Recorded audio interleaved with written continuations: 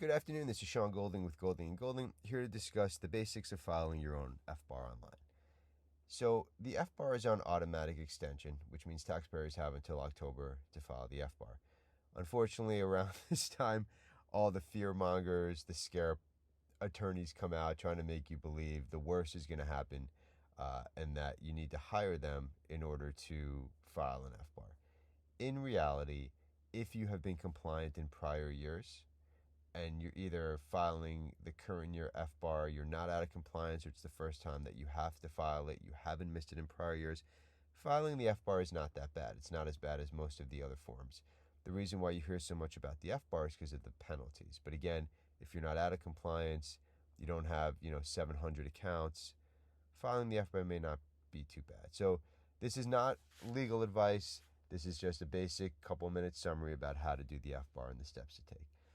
The FBAR is foreign bank and financial account reporting, bank accounts, investment accounts, life insurance policies, pension plans, all reportable. For individuals, it's going to be U.S. citizens, lawful permanent residents, foreign nationals who meet the substantial presence test.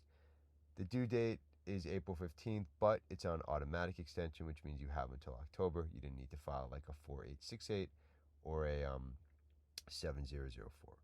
Again, this presumes that you're not out of compliance. The reason I'm harping on that so much is if you're out of compliance, you want to go back and fix it first or do it in tandem, because if you don't, it could be considered a quiet disclosure, and that could lead to fines and penalties. So what are the FBAR steps? Right? First, you have to determine the number of foreign accounts you have. You want to figure out how many accounts you have, which countries you have them in, even if they're dormant accounts, even if they're zero balance accounts, not just bank accounts, as we mentioned, all types of accounts, investment, pension, life insurance.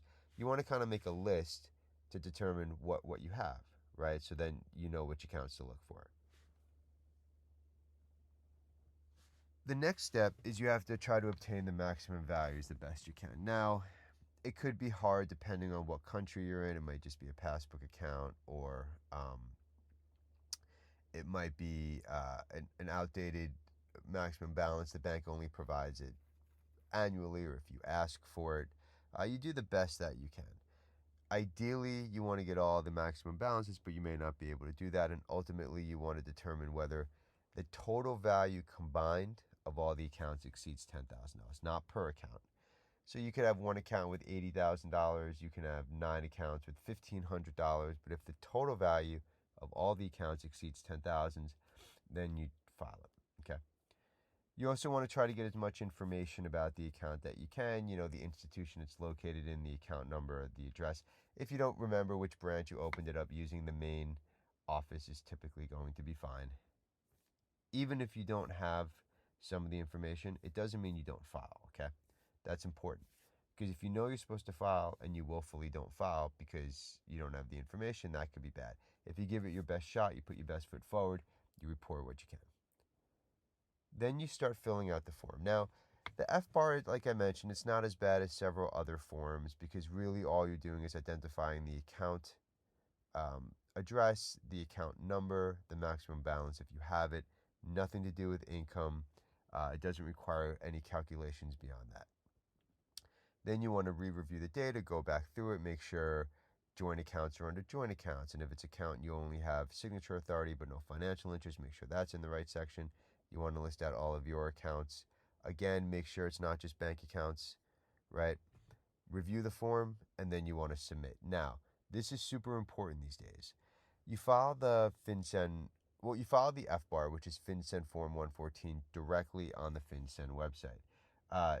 There's a lot of scamsters out there. There's a lot of fake sites that make you feel like you have to use them or that you have to pay. You never have to pay, at least currently, to file the FBAR online. So if it's taking you to some site that's saying $99 to report the FBAR, you're on the wrong site. Okay, you want to make sure you're on the FinCEN site, and it's a government site. Now, if you're out of compliance before doing this, then you typically want to get into compliance before filing to avoid the quiet disclosure. If you're willful, you do the voluntary disclosure program. If you're non-willful, there's various options available to you. There's the streamlined procedures, delinquency procedures, and reasonable cause. We have a ton of free information available on our main website and our sub-websites. you can always reach out and schedule a reduced fee initial consultation if it's appropriate to your matter, and it's something that we handle here. Again, my name is Sean Golding with Golding & Golding. Thank you for your time. Enjoy the rest of your day.